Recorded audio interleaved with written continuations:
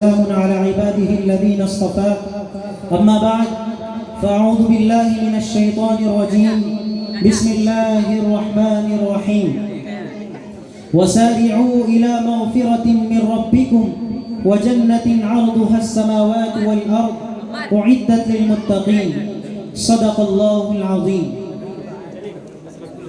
میرے عزیز دوستوں اور بزرگوں، یہ ہمارے لیے بڑی بابرکت مجلس ہے.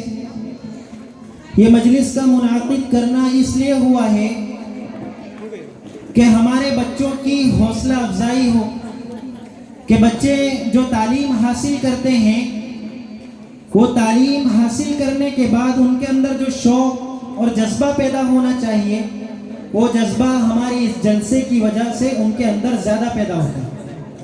اگر ہم یوں ہی پڑھاتے رہیں اور جلسے جلوس نہ کریں جیسے عام طور پر نہیں کیا جاتا ہے تو بچوں کے اندر حصہ لینے کی جو قوت ہوتی ہے، حصہ لینے کا جو جذبہ ہوتا ہے وہ پیدا ہی نہیں ہوتا ہے. اور ہم ایسے جلسوں کا آغاز کرتے ہیں تو اس جلسے کے آغاز کی وجہ سے ہمارے جو بچے ہیں ان کے اندر مدرسے کی تعلیم حاصل کرنے کا جذبہ اور دینی علوم حاصل کرنے کا جذبہ زیادہ پیدا ہوتا ہے. ہم عام طور پر دیکھتے ہیں کہ دنیا میں عصری تعلیم بہت زور دے رہی ہے کہ مسلمانوں کے ایمان کو کس طرح چھین لیا جائے، مسلمانوں کو کس طرح خاک آلود کیا جائے، مسلمانوں کو صفحہ ہستی سے مٹا دیا جائے. اس کے لیے کوششیں ہوتی ہیں ان کی تعلیمات کے ذریعے سے، ان کے دوسرے وسائل کے ذریعے سے. لیکن ہمیں بھی اپنا ایمان مضبوط کرنا ہے. اس کے لیے مدارس قائم ہوتے ہیں، مکاتب قائم ہوتے ہیں تاکہ ہمارے بچوں کا جو ایمان ہے وہ مضبوط ہوئے اور ہماری نسلوں تک ایمان برقرار رہے. ورنہ عام طور پر ایسا دیکھا جاتا ہے کہ جب بچے اور ماں باپ بچوں کے اوپر تربیت کی نگاہ نہیں ڈالتے ہیں اور بچوں کی ایمان کی فکریں نہیں کرتے ہیں تو ان کا ایمان ایک وقت آتا ہے کہ وہ ایمان ان سے جاتا رہتا ہے اور وہ مرتد ہو جاتے ہیں. ایسی بہت سی جگہوں پر ہو رہا ہے. ہمارے مفتی محمود صاحب دامت برکاتہم العالیہ بہت سے مکاتب بھی قائم کر رہے ہیں. ان کا کہنا یہ ہے کہ ایسی ایسی جگہوں پر انہوں نے مکاتب قائم کیے ہیں جہاں پر لوگ مرتد ہو چکے تھے. اب مرتد کہا کسے جاتا ہے؟ مرتد ان لوگوں کو کہا جاتا ہے جو پہلے تو ایمان میں تھے لیکن بعد میں غیر لوگوں کا اس قدر زور ان پر ہوا، غیر لوگوں کی تعلیمات کا اس قدر زور ان پر ہوا کہ انہوں نے اپنے ایمان کو کھو بیٹھا. ایسے لوگوں کو مرتد کہا جاتا ہے.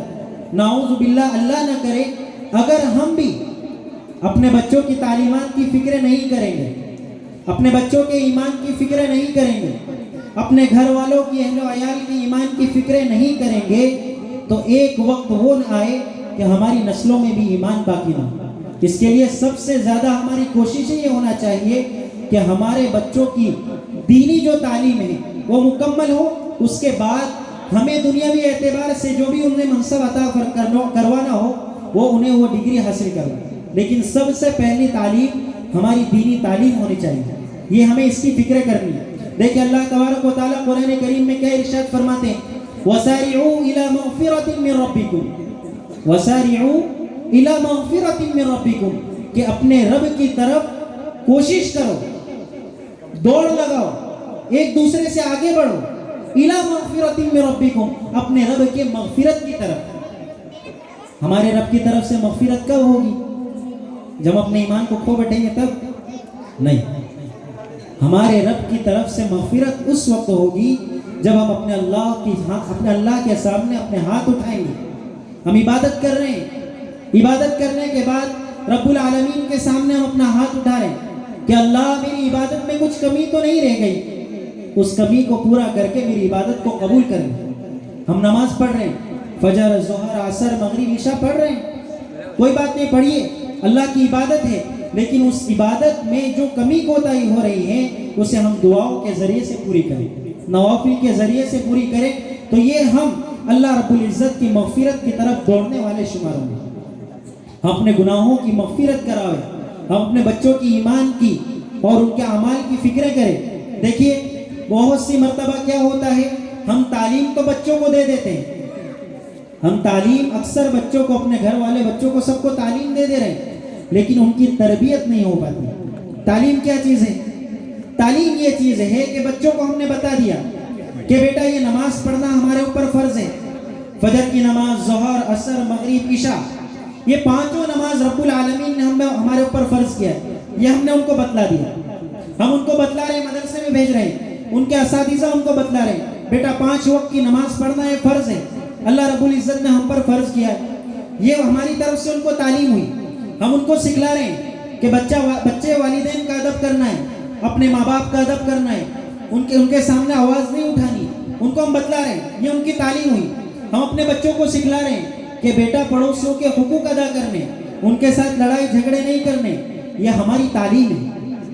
یہ ہم ان کو تعلیم دے رہے ہیں، ان کو سکھلا رہے ہیں کہ یہ اچھی اچھی باتیں ہیں جو اللہ کے رسول صلی اللہ علیہ وسلم نے 23 سال کے عرصے میں ہمیں بتلا کر گئے. ان تعلیمات کو تو ہم اپنے بچوں تک پہنچا رہے ہیں، لیکن تربیت کے معاملے میں اکثر گھرانے کورے. اب تربیت کسے کہا جاتا ہے؟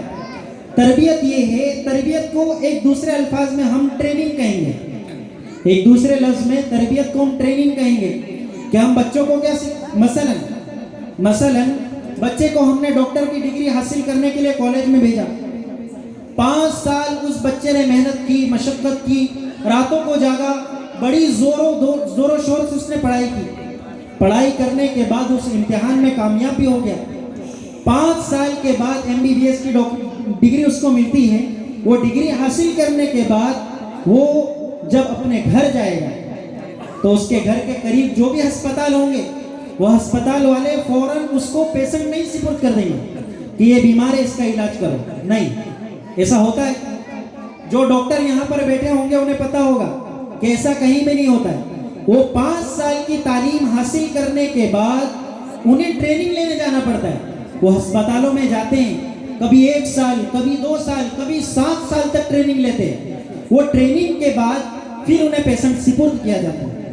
تو ہم بچوں کو ٹھیک اسی طرح، ٹھیک یہی بات ہے کہ ہم بچوں کو تعلیم دے رہے ہیں، نیک عمل کرو، نماز پڑھو، روزہ رکھو، حج کرنا ہے، اللہ رب العزت کی اطاعت کرنی ہے، ماں باپ کے ساتھ حسن سلوک کرنا ہے، پڑوسیوں کے حقوق ادا کرنا ہے، بڑوں کا ادب، چھوٹوں پر رحم. یہ ان کو ہم تعلیمات دے رہے ہیں، لیکن تربیت ہم کر رہے ہیں؟ ہم اس کی طرف غور کریں. کیا ہم اپنے بچوں کی ٹریننگ کر رہے ہیں؟ کیا ہم نے اپنے بچوں کو اس بات پر ابھارا ہے کہ چلو بیٹا ہم کو 2 رکعت نماز پڑھ کے بتلاؤ، آپ رکوع کس طرح کرتے ہو، آپ سجدہ کس طرح کرتے ہو؟ کیا ہم نے اپنے کسی بچے سے سوال کیا اس طرح؟ نہیں کیا ہے تو ہم تربیت کے معاملے میں کورے ہیں. تربیت کرنے کی ہمیں سخت ضرورت ہے. ہم دیکھتے ہیں کہ اکثر جو بچے اپنے ماں باپ کے نافرمان بن جاتے ہیں یا پھر گلیوں میں اور کوچوں میں آوارہ گردی کرنے لگتے ہیں، اصل بات وہاں پر یہ ہے کہ ان کے والدین کی تربیت ان کے پیچھے نہیں ہوتی. اگر والدین کی تربیت ہوتی تو بچہ بڑوں کا ادب کرتا، چھوٹوں پر رحم کرتا، پڑوسیوں کے حقوق ادا کرتا. 5 وقت کی اللہ رب العزت نے جو نماز فرض کی ہے وہ نماز کو اذان سنتے ہی فوراً مسجد میں چلے جاتا. لیکن تربیت ہماری طرف سے نہیں ہو رہی ہے تو بچہ اذان سن کر بھی کھیل کود میں مشغول ہوتا ہے، بڑوں کو دیکھ کر بھی ان کے سامنے زبانیں چلاتا ہے، پڑوسیوں کے ساتھ رہ کر بھی ان کے ساتھ بدترین سلوک کرتا ہے. تو یہاں پر کیا ہو رہا ہے؟ تربیت ہماری کمزور پڑ رہی ہے. اب تربیت کرنی کیسی ہے؟ مول صاحب تو کہہ رہے ہیں تربیت کرو، تربیت کرو. تربیت کرنا کیسے ہے؟ تربیت بتلاؤں کس کو کہتے ہیں؟ تربیت یہ ہے کہ ہم نے اپنے بچوں کو سکھلا دیا کہ بڑوں کا ادب کریں. اگر ہم اسے دیکھ رہے ہیں کہ اپنے کسی بڑے کے سامنے زبان چلا رہا ہے، فوراً ٹوکے، بیٹا یہ آپ نے غلط کام کیا، اللہ کو اور اس کے رسول کو ناراض کیا، فوراً توبہ کرنے بٹھاؤ. یہ ہم نے اس کو توبہ کرنے بٹھائی. یہ ہماری طرف سے تربیت ہے. اگر ہم دیکھ رہے ہیں کہ ہمارا بچہ کسی بڑے کے سامنے زبان چلا رہا ہے، ان کے ساتھ لڑ رہا ہے، اور ہم دیکھ کر بھی بچے کو نہیں روک رہے ہیں، تو ہماری طرف سے کمی ہے، کوتاہی ہے. ہم کیا کرتے ہیں؟ ہاں میرا بیٹا اتنا طاقتور کہ اتنے بڑے سے لڑ لیتا ہے.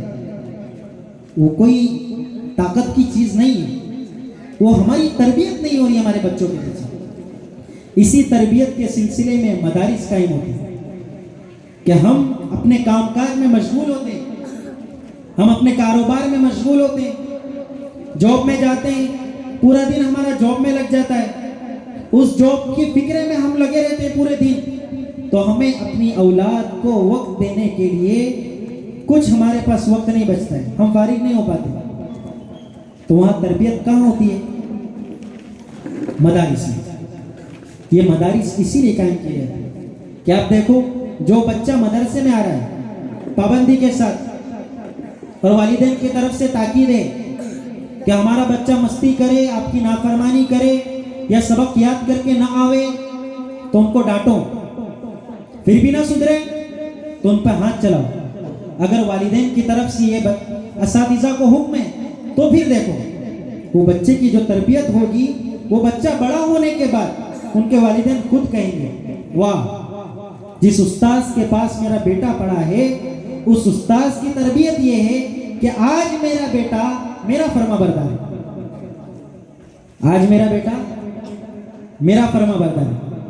अगर हम ऐसा नहीं करेंगे तो उस्ताद ही को कह दिया हमने, क्या मेरे बेटे को हाथ नहीं लगाने का, हाथ लगाए तो तुम देख लेना। तो फिर वो बेटा जिस तरबियत के मामले में नीचे जाएगा उसकी जिम्मेदारी कोई नहीं ले सकता।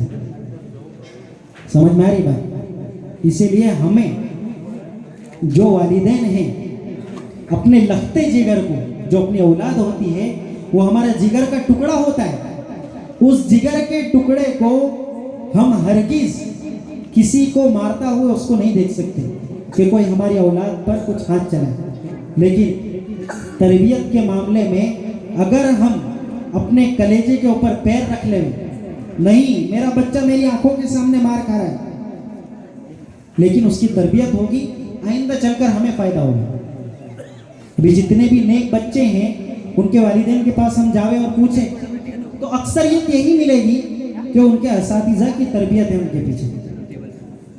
इसका मतलब ये भी नहीं हो गया कि असातिज़ा किराम ये समझे कि हमें आप गधों को घोड़ों के जैसा उनको मारना है, ऐसा नहीं है।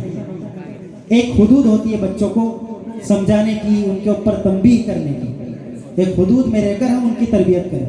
तो ये तरबियत का मामला है, बहुत अहम है।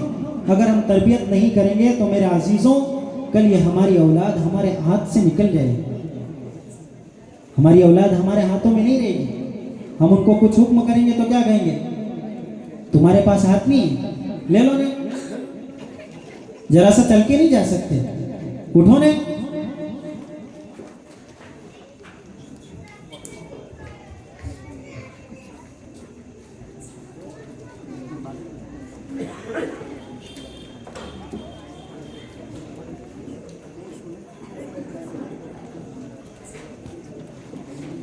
माशाल्लाह। तो देखिए तरबियत की कुछ बातें हैं, हम इसकी अपने घर पर जावें, अपने घर वालों से मशवरा करें और अपने औलाद के बारे में कुछ कानून बनावें, तरबियत के मामले में कुछ उनके लिए कायदे बनावें ताकि हमारी औलाद हमारी फरमाबरदार रहे। बस इसी बात पर मैं अपनी बात को ख़त्म करता हूँ। अल्लाह रब्बुल इज़्ज़त कही सुनी बातों पर हमें अमल करने की तौफीक अता फरमाए।